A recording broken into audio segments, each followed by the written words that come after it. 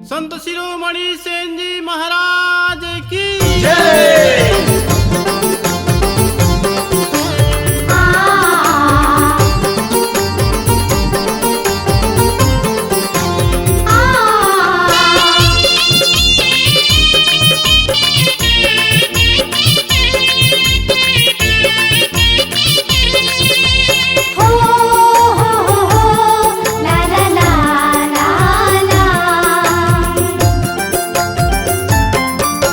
भगत शिरोमणि गुरु रामानंद महान, भगत शिरोमणि गुरु रामानंद महान।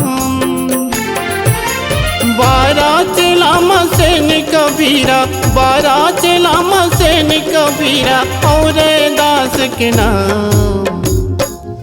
सुनो सुनो संत मन पवित्र वाणी, गावत हो सेन जी के अमर कहानी जी। सुनो सुनो संत मन पवित्र वाणी, गावत हो सेन जी के अमर कहानी जी। सुनो सुनो संत मन पवित्र वाणी, गावत हो सेन जी के अमर कहानी जी। सुनो सुनो संत मन पवित्र वाणी, गावत हो सेन जी के अमर कहानी जी।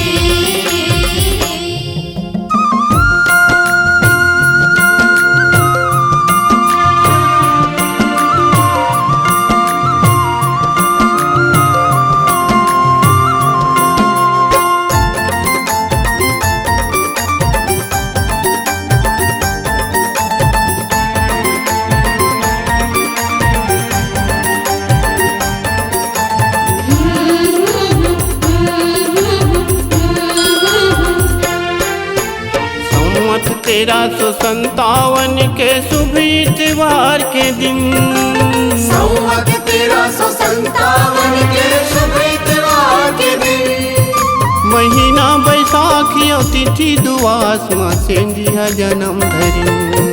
महीना बैसाख और तिथि दुआस में सेन जी हा जन्म धरी। ननपल किशन कन्हैया के भक्ति माँ, ननपल किशन कन्हैया के भक्ति माँ बूढ़ के करे गुना। सुनो सुनो संत मन पवित्र वाणी, गावत हो सेन जी के अमर कहानी जी। सुनो सुनो संत मन पवित्र वाणी, गावत हो सेन जी के अमर कहानी जी। सुनो सुनो संत मन पवित्र वाणी, गावत हो सेन जी के अमर कहानी जी। सुनो सुनो संत मन पवित्र वाणी, गावत हो सेन जी के अमर कहानी जी।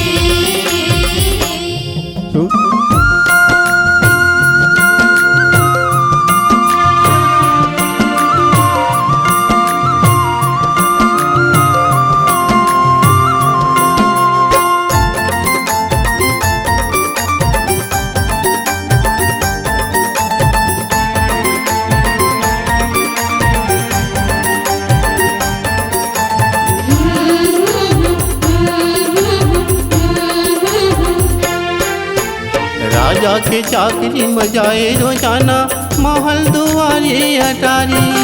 राजा की चाकरी हो जाए रोजाना, महल दुआरी अटारी। मगन हो गए संत सेवा में सेन जी, बिसर गई दुनियादारी। मगन हो गए संत सेवा में सेन जी, बिसर गई दुनियादारी।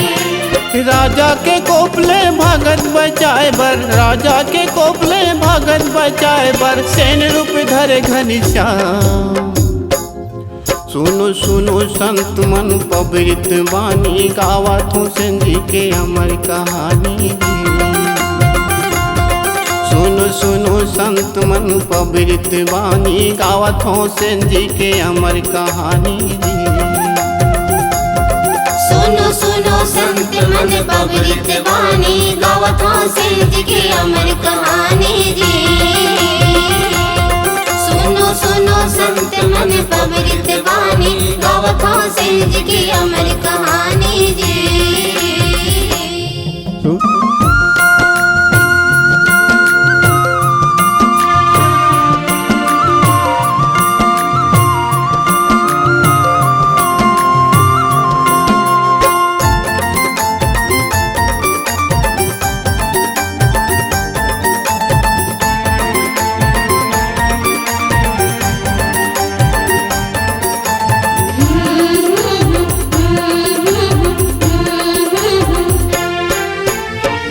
संत के लीला ला जानिस राजा ताहन ओखरे ले कान फुकाए संत लीला ला जानिस राजा ताहन ओखरे ले कान फुकाए सिन पर सादे महरी दरसियो भक्ति भाव घलो पाए सिन पर सादे महरी दरसियो भक्ति भाव घलो पाए तीरथ चले गुरु मंत्र लेके तीरथ चले गुरु मंत्र लेके हृदय विठल भगवान सुनो सुनो संत मन पवित वाणी गावत हूँ सिंधी के अमर कहानी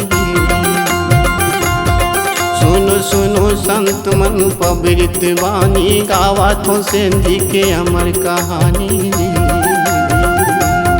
सुनो सुनो संत मन पवित्र वाणी गावत हूँ सिंधी के अमर कहानी जी सुनो सुनो संत मन पवित्र वाणी गावत हूँ सिंधी के अमर कहानी जी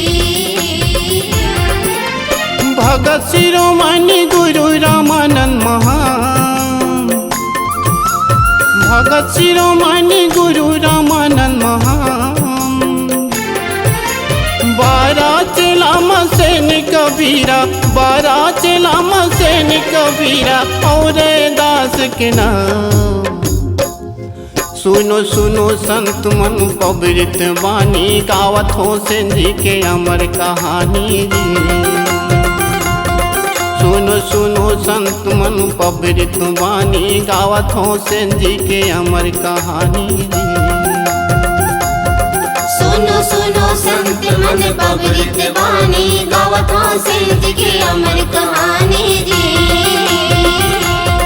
सुनो सुनो संत मन पवित्र वाणी गावत हूँ सिंधी के अमर कहानी जी।